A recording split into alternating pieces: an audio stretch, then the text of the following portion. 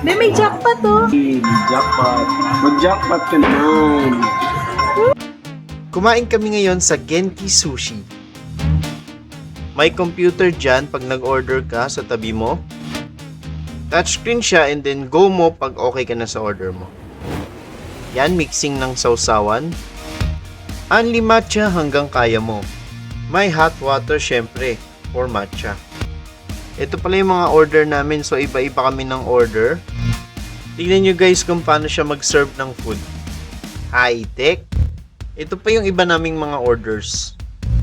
First time ko talagang nakakain ng salmon na hindi luto, hindi ininit. Fresh kaya na-amaze ako sa lasa niya, ang sarap pala. Syempre hindi mawawala yung sushi and takoyaki. Ito pala yung result sa jackpot. Uy! Swerte first time, jackpot agad. Overall, magandang experience. Kung gusto nyo ng Japanese food, try nyo rin. Thank you sa pogi kong kuya sa paglibre sa amin dito.